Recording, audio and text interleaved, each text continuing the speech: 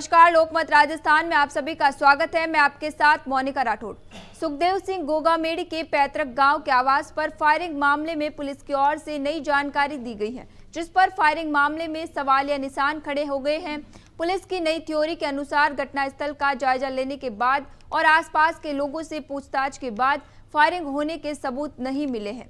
ऐसे में अब तमाम दावों को लेकर सवालिया निशान खड़े हो गए हैं। वहीं पुलिस भी अभी तक इस निष्कर्ष पर नहीं पहुंची है कि अगर फायरिंग हुई है तो उसका आरोपी कौन है। और दूसरी थ्योरी ये है कि फायरिंग मामले में घटनास्थल की जानकारी कुछ अलग थ्योरी बता रही है। गोगामेड़ी के आवास पर फायरिंग मामला, पुलिस की थ्योरी नहीं मान रही, फायरिंग हुई, घटनास्थल पर जाकर ली तमाम जानकारी।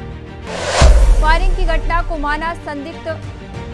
दरअसल एएसपी राज कंवर ने बताया कि सुबह थाने पर सूचना प्राप्त हुई थी कि सुखदेव सिंह गोगामेड़ी के समाधि स्थल पर फायरिंग हो गई, जिस पर तुरंत थाना अधिकारी को मौके पर पहुंचने के निर्देश देकर खुद घटनास्थल पर पहुंची। घटना के बारे में शीला शेखावत से भी फोन पर जानकारी ली। मौके और आसपास मौजूद लोगों से फायरिंग घटना के बारे में पूछताछ की। वहीं स्मारक के पास ही करनी सेना प्रमुख और सुखदेव सिंह गोगामेड़ी की पत्नी शीला शेखावत के घर का निर्माण कार्य चल रहा है, जहां काम कर रहे मजदूरों से जब फायरिंग के बारे में जानकारी ली तो मजदूरों ने फायरिंग की आवाज नहीं सुनना बताया। शीला शेखावत के परिवार के एक सदस्य ने खुद के दोस्त को घटना के समय मौजूदा होना बताया, जिस पर युवक संटी शेखावत को बुलाकर घटना की जानकारी ली तो युवक ने बताया कि एक सफेद ऑल्टो कार थी जिसमें 3 लोग सवार थे और उनके पास पिस्तौल थी, जिसे पीछे बैठे व्यक्ति ने आगे बैठे व्यक्ति को पकड़ा दी और उसने पिस्तौल लोड करके कार चालक को दे दी, जिसने कार से हाथ बाहर निकालकर स्मारक पर फायर करने की कोशिश की, लेकिन पिस्तौल में रोक लगने के चलते फायर हो नहीं पाया। अब देखना होगा कि एक और सुखदेव सिंह पर फायरिंग कर जयपुर निवास पर उनकी हत्या कर दी गई।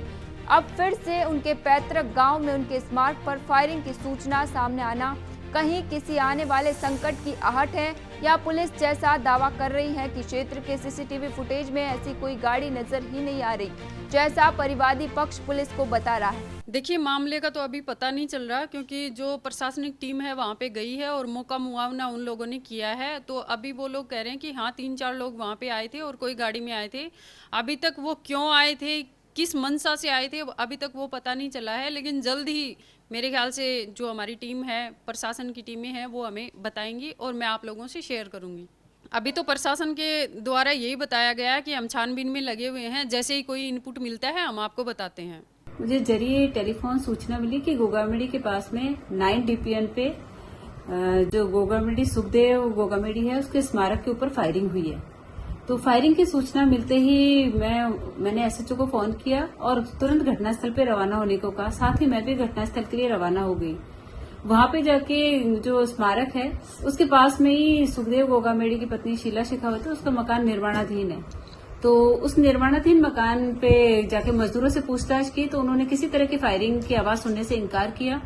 आस पड़ोस में पूछताछ की तो जो स्मारक है उसके पीछे की तरफ, तो वहां पे शीला शेखावत के जो परिवार वाले हैं, परिजन हैं, तो उनका एक बच्चा आया। उसने कहा कि मेरे दोस्त ने सुना था, मेरे दोस्त ने फायरिंग देखी है। उसको बुलवाया गया तो उसने कहा कि एक आल्टो कार थी, व्हाइट कलर की आल्टो कार, जिसमें 3 व्यक्ति सवार थे।